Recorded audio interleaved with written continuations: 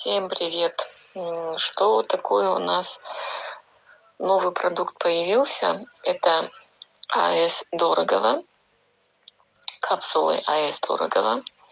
Это препарат высокого качества, где отслеживались все этапы производства, выполнен при использовании современной технологии, подтвержден сертификатом, и что обуславливает высокое качество именно этой продукции. Что в первую очередь, хочу сказать, что состав – это желатин красящий, продукт возгонки фракции АСД, агар, порошок ламинарий. Значит, как мы можем рекомендовать использовать именно эти, получается, капсулы?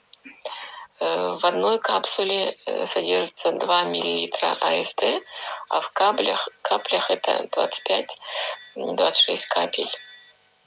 В одной капсуле 2 мл АСД, в каплях 26 капель. В составе свечей вы знаете, что 0,015 мл – это 5 капель АСД фракции. Дальше при приеме капсула попадает в желудок и только затем в кишечник. Капсула растворяется не в желудке, капсула растворяется в 12-перстной кишке. Значит, какое различие между фитосвечами и капсулами? Различие именно в том, что он расщепляется и выпускает АСД, вот порошок, в кишечнике. Также различие в том, что капсулы могут дать на организм щадящее, мягкое воздействие. А при применении фитосвечей, многие это уже знают, что может возникнуть обострение.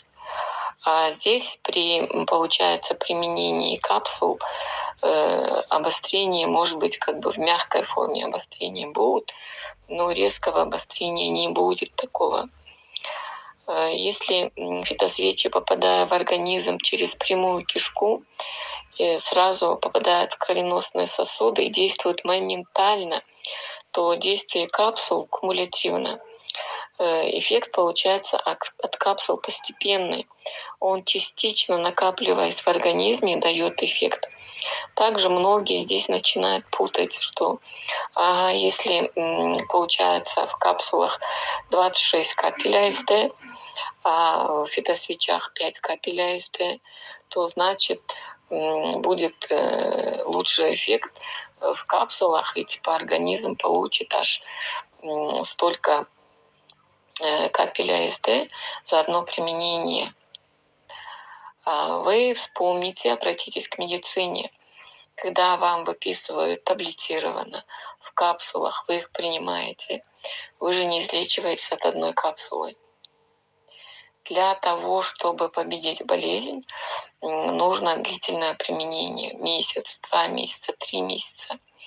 И также здесь у нас воздействуют капсулы. Они постепенно, частично накапливаясь в организме, дают эффект. У капсул нет ни вкуса, ни запаха. И это инновационное изобретение. И, например, вы утром приняли одну капсулу, и вечером вы принимаете вторую. Капсулы рекомендуется применять при приеме пищи, во время приема пищи, и запивать 100-150 мл воды вы должны. Так как, чтобы во избежание воздействия на желудок, то есть попадая в желудок с помощью, получается, пищевых соков, солевого состава в желудке, не происходит разрушение, и применяя капсулы едой, запивая водой, капсула проходит дальше и попадает в двенадцатиперстную кишку в целом виде. И желательно, чтобы расщепление было именно в кишечнике. По инструкции надо применять по 2 капсулы в день 2 раза. Но лучше начинать с одной капсулы. Утром при приеме пищи принимаете 1 капсулу. По 1 капсуле 2 раза. Когда организм полностью адаптируется, уже можно увеличить дозу, начать уже принимать по 2 капсулы. Вообще именно капсулы рекомендуются тем, у кого патология выше кишечника, то есть кишечник сам, печень, желудок, поджелудочная. И именно эффект при кишечных заболеваниях хороший. Бронхиальная астма, также щитовидка, лимфоузлы. Вот. Но, в принципе, эффект, что свечи, что капсулы, при попадании в организм эффект одинаковый. Просто различие в изготовлении и в процессе воздействия это при попадании в организм. А итог, лечебный итог, одинаковый. Применяете ли вы свечи, капсулы, это одинаково воздействует на улучшение и процесса работы, в первую очередь, головного мозга. Сюда входит эндокринное состояние, иммунитет, адаптогенный эффект, антибактериальный, антивирусный, антипаразитарный. Что свечи или капсулы, попадая в кровь, оказывают одинаковое воздействие на организм. Различие только в том, каким путем АСД попадает в кровь. При рекомендации в первую очередь вы должны выяснить, нет ли у человека, что у него щитовидкой. Он должен обязательно пройти, получить консультацию у эндокринолога. Если у него щитовидка, есть проблемы, увеличены много йода в организме, то здесь не рекомендуется применять именно в капсульном виде. Тогда надо будет применять именно в фитосвечах. Если нет урологических заболеваний, например, геморроя, при бронхиальной астме, артериальной гипертонии, сахарном диабете, хроническом гепатите, применять капсулы все-таки удобнее.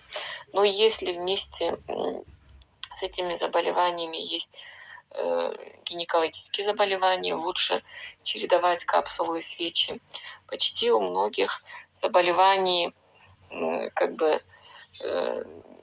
что-то там выявлено, что-то не выявлено, букет заболеваний, и у многих есть задеты лимфатические сосуды. Лимфатические сосуды есть в множественном числе, особенно в гинекологических органах. Вот в этом случае применение капсул со свечами будет эффективно. Утром капсулу, на ночь свечи. А если вы